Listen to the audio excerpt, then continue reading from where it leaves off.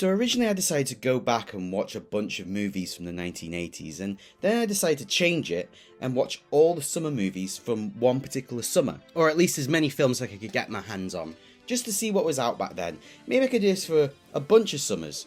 And I didn't just want to watch the known ones, I wanted to watch everything that came out, the good, the bad, and the ugly. Because when I was younger I used to go to the cinema and I wouldn't read reviews.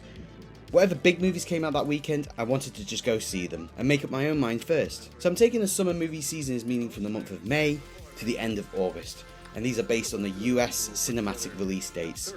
So let's see what people were watching back first in the summer of 1985. May. Code of Silence. The season starts with Code of Silence, an action film starring Chuck Norris. I know Chuck isn't exactly the most respected of action heroes, but this actually might be his best film to date. I'm watching this cop film which has a great cast and it's got decent action and a decent story, and then I'm figuring out why this is, and I figured out that's because it's directed by Andrew Davis, who went on to make Under Siege and The Fugitive. So that explains that then. Guerrilla warfare. Towards the end of May you get a traffic jam of big films. First there's Rambo, First Blood Part 2, a confusing title, but this is probably the most iconic of the Rambo films. I liked it, but you do get reminded that it's where Hot Shots Part 2 got all its ideas for its jokes from. There's even a scene with a chick in it.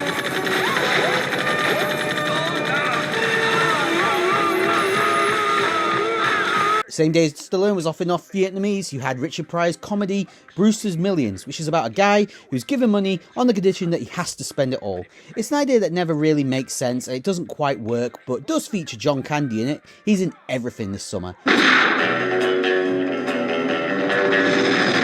This man has a secret ambition. A couple of days after that you had A View to a Kill, the last outing of Roger Moore as James Bond. I know this film gets a bad rap, but I actually like it, and Walken was born to play a Bond villain flooding Silicon Valley. Perhaps the most noticeable thing about this is seeing Roger Moore looking a little bit more leathery in his older age. It makes it more obvious whenever it cuts back to his younger stunt double. Ah, for God, Don.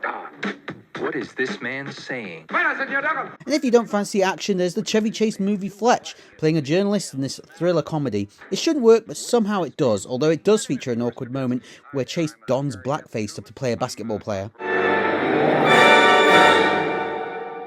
June! I don't want you to waste your time or my money. Two movies of note on June 7th, one forgotten about, one beloved by a whole generation. First there's Perfect, a drama where John Travolta plays a journalist writing a story about health clubs in LA. Along the way he has a romance with a very young Jamie Lee Curtis. This is pretty bare bones for a movie plot, and it ends weird as well. Jamie Lee Curtis decides she loves John Travolta at the end because he goes through a court case, didn't realise that was how you got someone to love you. It does, however, feature one scene where the two leads flirt whilst playing with this newfangled invention called a computron? A computer? Is that how you say it? You always work on a computer? Do you know anything about computers?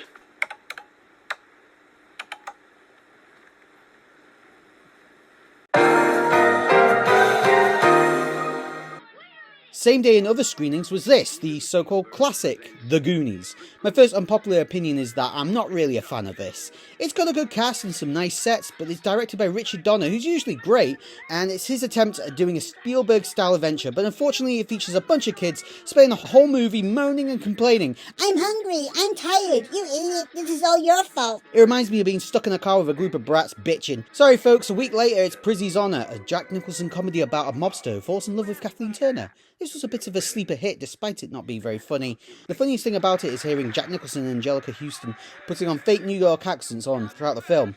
Hey, yo, forget about it! I'm gonna move Dominic out to Vegas and make you boss. Clint Eastwood returned to the saddle for a dull western called Pale Rider.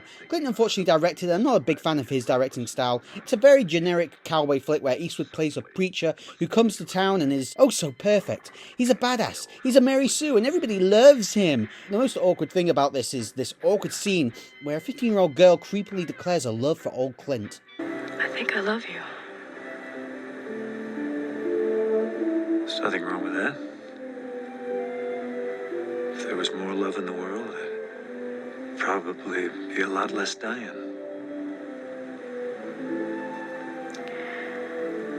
Then there can't be anything wrong with making love either.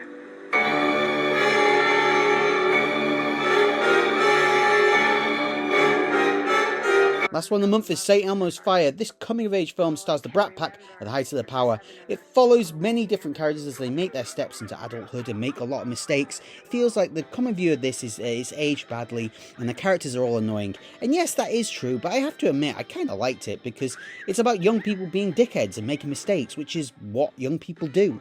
Some of the bad decisions these characters actually make gave me flashbacks to bad stuff I've done in the past. But I understand why a lot of people don't like this. But great song though. July. Want to see Arnold Schwarzenegger's least favourite film he ever did? That's right, Red Sonja came out July 3rd. Yes, strong female-fronted films aren't a recent woke thing. They've been around for a while. This Swords and Sandals film is terrible and features Danish supermodel Brigitte Nielsen struggling with both the forces of evil and with the English language. That's a challenge I might think about someday. Red Sonja is not even that good of a warrior in this. She keeps needing Arnie to turn up just to solve whatever problem she's stuck with. It didn't stand a chance at the box office, with coming out the same day as Back to the Future. I know a lot of people joke about how weird the plot of this time travel adventure is, but that's part of its messed up charm. Unlike the Goonies, this is a 1985 classic that deserves to be remembered as such. The world had been through a trial by fire. A week later we had Mad Max Beyond Thunderdome. This was the big budget version of the previous independently made post-apocalyptic movies.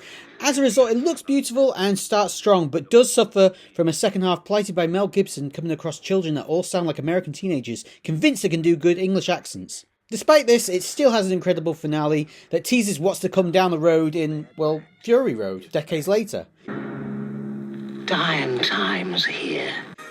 Same day you had Silverado, which is actually the big surprise on this list. Made by Irvin Kershner, the guy who made Empire Strikes Back, this is a nice little western with an incredible cast. Way better than the snooze fest of Pale Rider early in the summer. It's got Kevin Kline, Danny Glover, Kevin Kostner, even John Cleese pops up playing a local sheriff. John Cleese. Today, my jurisdiction ends here. And to round off the month, you've got the Tom Hanks comedy, The Man with One Red Shoe. So forgettable, I couldn't tell you what actually happened in it, and I've seen it.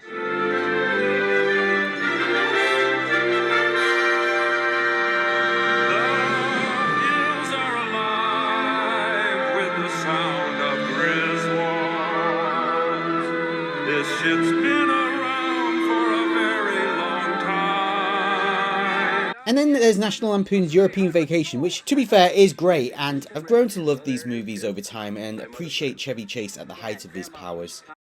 August. Making a girl.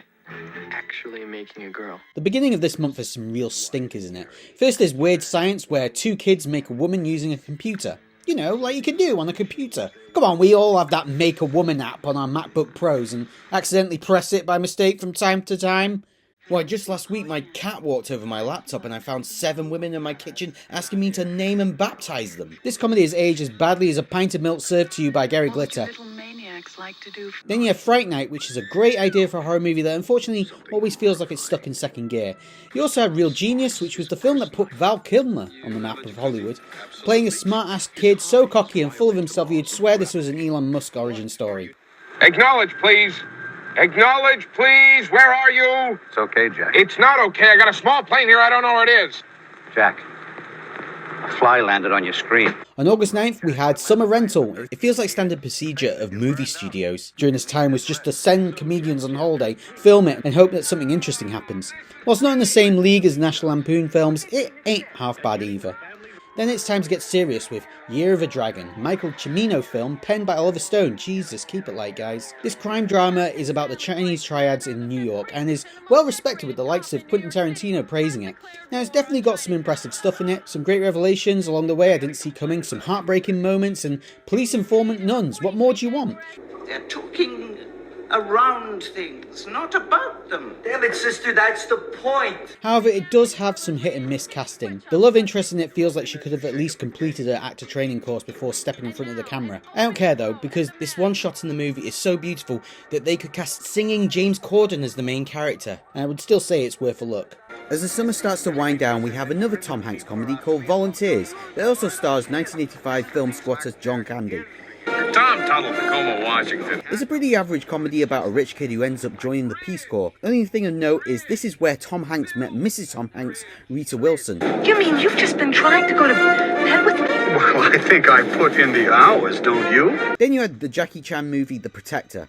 Now I have to admit, I'm a bit of a sucker for Jackie Chan movies compared to today's CGI fests. It's hard to not be impressed by all these incredible stunts that he did all in the name of movie making. During this time, Jackie Chan was a big name in Hong Kong cinema, but still was trying to make his mark with American audiences, and so he made this film about an American cop who goes to Hong Kong, all with awkward dubbing over his voice to hide his accent.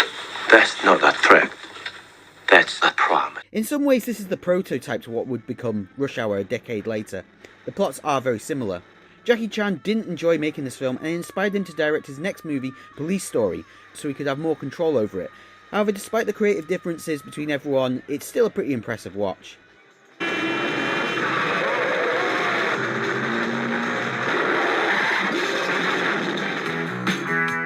For Michael J. Fox, life hasn't been easy. Then you have Teen Wolf on August 23rd, which falls into the category of movie you probably liked as a kid then rewatched as an adult and realised it wasn't as good as you remembered it. The story feels clumsily told and the characters aren't very likeable. Even Michael J. Fox comes across like an ungrateful prick, which feels like an impossible task to achieve for him. Only thing of note is seeing how much Sam Raimi ripped this movie off when he made his Spider-Man movie. You're going to have great power. And with great power goes a greater responsibility. So that's right, folks. Remember, when you say that quote, you're actually quoting Teen Wolf, not Spider-Man. Embarrassing, isn't it? Remember, with great power comes great responsibility. Or that French author Voltaire, if you want to get really technical. For 2,000 years, the sacred art of the ninja has been guarded in the East. Remember the day I found you. Now, it has come to the West. And finally, action B-movie conveyor belt Canon Films released American Ninja to end the summer. Starring raspy-voiced action hero Michael Dudikoff. Yeah, just call me Joe. Joe. Hey, Joe. Look, Colonel's gonna be worried about you. We better get dressed and... Dudikoff plays a soldier who has amnesia and doesn't remember where he got all his martial arts from. He beats up local ninjas and corrupt army officers, although to be fair, they're not the best army forces. Look, this cheap army jeep just blows up just for bumping into this tiny shrub.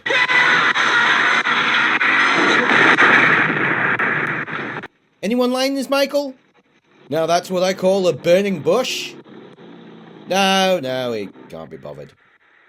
Overall, it's a pretty fun and dumb action film you can watch with a few beers, featuring invisible ninjas with lasers and obvious dummies on motorbikes.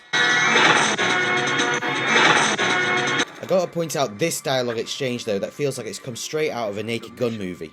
What the hell did you find out? Have you ever heard of ninjutsu, sir? Sir? The secret art of assassination. Yeah, of course I have. Ever heard of ninjutsu, sir? Sir? The secret art of assassination. Yeah, of course I have. So that was the summer of 1985, and I'm going to give it a little scorecard, a little score mark. So I'm going to say, for every beloved classic that came out that summer, I'm going to give it 2 points, and if it's an underrated classic, I'm going to give it 1 point. So 3 classics here: Goonies, Back to the Future, European Vacation, and underrated, Silverado, Code of Silence, The Protector, and Year of the Dragon. So there you go, total points of 10. Now this is just my opinion, so let me know your thoughts below, or if there's any movies that you think I missed. Someone will take care of you. Oh, you'll see to that personally, will you?